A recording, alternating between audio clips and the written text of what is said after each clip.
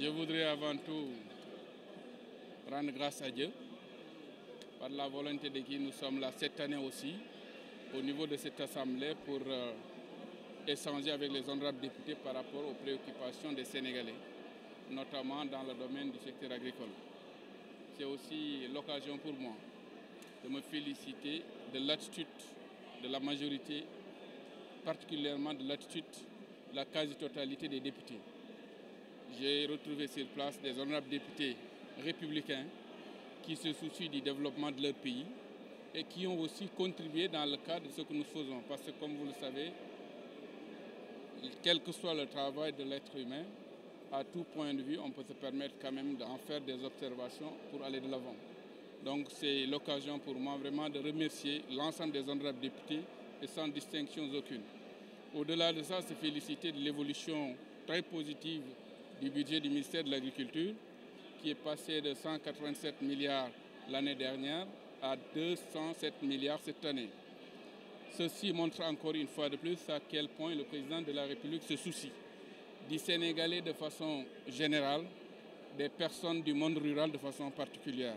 Parce que quand nous parlons de l'agriculture, il faudrait quand même comprendre que la quasi-totalité de cette activité est gérée et exercée par ceux qui sont dans le monde rural. Donc c'est le moment encore une fois de plus de remercier très sincèrement le président de la République par rapport à ses efforts colossaux à l'endroit du monde rural. Et maintenant, cette évolution aussi, vous allez peut-être me demander le pourquoi. Nous sommes à la première année de notre stratégie de souveraineté alimentaire que nous avons calée entre 2024 et 2028.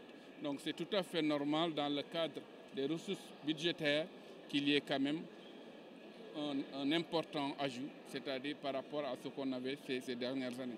Donc c'est ça qui justifie un peu l'activité, c'est ça qui justifie un tout petit peu cette marge qui a été augmentée cette année par rapport au budget. Donc on ne peut que s'en féliciter, espérer aussi pouvoir l'utiliser à bon escient pour l'intérêt exclusif des agriculteurs sénégalais. Alors, monsieur le ministre, un petit peu sur la commercialisation de l'arachide. Quel dispositif pour faire face à la perturbation du marché au cas où les acteurs de tranchées, je vais dire. Avant de revenir au dispositif, là il faut le rappeler, c'est un dispositif classique qui a toujours existé. C'est un dispositif qui est géré par les opérateurs. À ce niveau, le nécessaire est en train d'être fait en relation avec l'ensemble des acteurs. Mais ce qui est le plus important, surtout dans le cadre de la commercialisation, et aussi à rappeler pour que personne n'en ignore, c'est surtout que le choix, pour ne pas dire la fixation du prix plancher, a été fait de façon participative et inclusive, avec la participation de l'ensemble des acteurs, qu'ils soient des producteurs, qu'ils soient des huiliers, qu'ils soient des exportateurs, entre autres. C'est l'ensemble des acteurs impliqués dans la chaîne filière arachidière qui sont impliqués pour fixer le prix.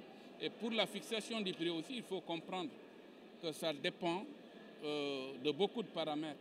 Il faudrait tenir compte de beaucoup de paramètres. Tout à l'heure, le ministre des Finances l'a rappelé, les cours mondiaux de l'arachide au niveau mondial, mais au-delà de ça aussi, les coûts de production bord champ, le niveau d'extraction de l'huile, tout ça, c'est des éléments que le saignant utilise pour mettre en place, pour proposer un prix raisonnable pour protéger le producteur. Et là aussi, peut-être insister, un prix plancher, c'est un prix plancher. Ça veut dire que personne n'a le droit d'acheter l'argent du producteur en deçà de 280. Mais le producteur en tant que tel, il peut se permettre de vendre à 290, à 400 francs, à 500, voire même 1000 francs, s'il a vraiment cette opportunité. Donc l'État ne ferme pas les robinets pour le producteur, mais il essaie de mettre quand même une contrainte pour les habitués du bradage, parce qu'il ne veut pas encourager certains commerçants, certains opérateurs qui se permettent parfois d'aller auprès des populations dans le monde rural et proposer des prix parfois qui ne rémunèrent pas le kilogramme d'arachide. C'est pour cette raison que l'État, en relation avec l'océan, a mis en place ce prix plancher. Question de protéger le producteur. Monsieur le ministre, deux préoccupations avant de passer au Wolof, c'est par rapport à la campagne arachidière toujours. Alors ça va démarrer en fin de semaine. Est-ce que les points de collecte sont déjà mis en place? L'autre préoccupation que vous n'avez pas répondu, c'est les opérateurs que l'État doit de l'argent. Est-ce que cette problématique est prise en compte? par rapport au point de collecte, comme je vous l'ai dit, il faut comprendre que dans le cadre de la commercialisation, l'État n'est qu'un maillon.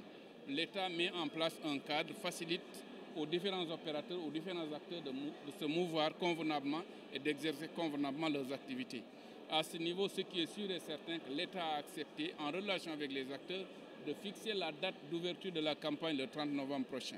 Et on espère aussi à ce niveau que les acteurs, à leur niveau, prendront toutes les dispositions requises pour pouvoir aller en campagne convenablement. Donc, bien évidemment, les points de collecte seront mis en place. Maintenant, de façon progressive, parce que nous tous, nous savons que la campagne se fait à le démarrage, mais c'est un démarrage parfois timide et au fur et à mesure, on atteint le seuil en tant que tel. Maintenant, par rapport au paiement des opérateurs, déjà, il faut comprendre que le président avait donné des instructions depuis bientôt 2 semaines à ce que le ministère des Finances, en relation avec le ministère en charge de l'Agriculture, de trouver des voies et moyens pour payer les factures et dans les meilleurs délais. Ça, c'est une condition sine qua non pour nous de réussir cette campagne de commercialisation. Et à ce niveau, et tout à l'heure même, le ministre des Finances en a fait état, toutes les dispositions sont prises pour que les opérateurs puissent rentrer dans leurs fonds et dans les meilleurs délais.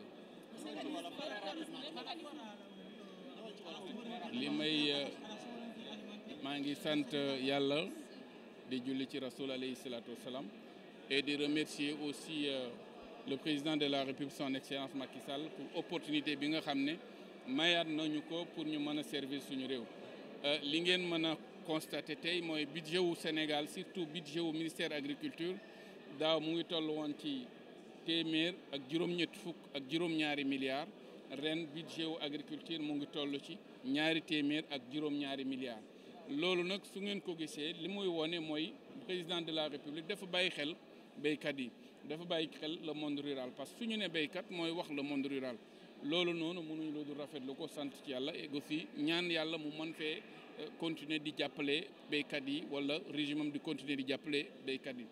Su loolu jàllee aussi ñu rafetlu surtout li nga xam ne moom mooy yokkute boobu nag su ngeen ko gisee président de la République dafa tëggalu li ñu naan benn stratégie de souveraineté alimentaire mooy téere boo xam ne li ko yëkkati leen kese la mooy que réewum Sénégal moom boppam ci wàllug lekk li ñuy dunde ñu mën ko di ko béy suñu biir réew. Loolu nag moo ne à partir de 2024 ba 2028 foofu la ñuy mettre en œuvre stratégie de souveraineté alimentaire boobu. Kon day baax nag ci loolu ci budget bi si ñu sentir que ni y a quand même une nouvelle donne moo waral yokkute bu am solo boobu. Et aussi mu wax leen président joxe woon na ay ndigal yi mu joxe woon bokkoon na ci ñu jàppale béykat yi ba kenn du leen lor, jàppale béykat yi ba kenn du leen lor mooy ay jàmbaar lañu, nekk nañ ci tool yi, béy nañu pendant luy tolloog ñetti weer parfois ba ñeenti weer ñu ngi ci tool yi. Kon baax na suñu amee seen gerte ñu mën leen a protéger. Pour protéger béykat bi nag moo tax ñu ne kenn amul droit jaay kilo gerte lu yées juróom fukk ak juróom benn dërëm, parce que avant ñuy fixer prix bi da ngay dem ci marché yu mag yi par Touba wala feneen nga fekk fa ñuy jënd gerte gi juróom fukki dërëm. Loolu nag prix plancher bi mu amee le lendemain damay ne ñëpp a changer posture. Kon loolu c'est une façon de dire que ne li yitteel gouvernement li yitteel état mooy fexe ba producteur sénégalais bi mu doon li nga xam ne mu ngi koy fayeeku wala mu ngi koy jaayee gerteem mu jar ko. Moo tax mu ne kenn amul droit jënd kilo gerte ci biir réew mi lu yées 280. waaye tere wuñu nag béykat bi su amee wala su gisee kuy jënd 300 francs wala kuy jënd 400 francs wala kuy jënd 500 mu jaay ko. Parce que nag ci suñu biir réew dafa am ñaari nit, ña nga xam ne li leen yëkkati mooy defar fu ñu toll ñu ngi jéem a xool lu ñu defar, ak ña nga xam ne li leen yëkkati mooy yàq fu ñu toll ñu ngi yàq. Ñooñu nag nañu leen moytu, nañu xam ne état Sénégal li mu wax gendarmerie, wax police, wax keneen nañ ko saytu mooy kilo gerte ci biir réewum Sénégal kenn amul droit jënd ko lu yées juróom fukk ak juróom benn dërëm. Waaye béykat bi su gisee lu ëpp loolu muy juróom benn fukk muy 400 francs muy téeméer muy leneen béykat bi am na droit jaay. Kon bu leen kenn wax état moo ne nañu jaay prix bi 280 déedéet, état li mu wax prix bi bu ko kenn jënd lu yées 280. Loolu dama bëgg mu leer parce que dafa am ñoo xam ne dañuy véhiculer ay kaddu ak ay kii yoo xam ne ça ne colle pas avec la réalité.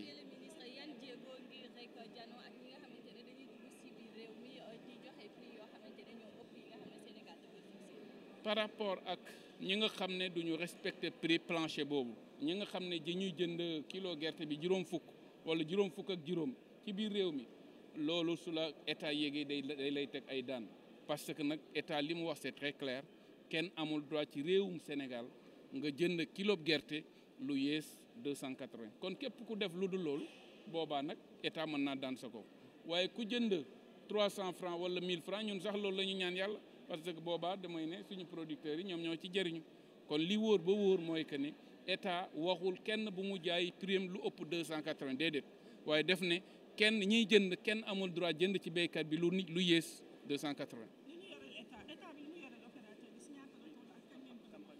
par rapport ak li nga xam ne moom la état yoreel opérateur yi foofu tamit li ma leen bëgg a wax rek mooy que président de la République jël na ci ay matuwaay joxoon na ci ay instructions yu yàgg mu jox ko ministère des finances ak ñun en tant que ministre de l'agriculture ci fànn woowu nee na lépp lu ñu mën a def nañ ko def pour que ñu mën a fay ñi nga xam ne ñooy opérateurs yi am nañ njort ak éléments yi ñu am ak aussi information yi ñu ministère des finances jox dootul yàgg ñu fay opérateurs yi li gën a am solo ci seen xaalis pour ñu mën a dem campagne de commercialisation nu mu gën a gaaw fi mu toll nii dina ma jafe mu mën a joxe bor bi de façon précise mais li wóor ba wóor mooy que opérateurs yi dinañ am lu ñu demee campagne incha allahu taala.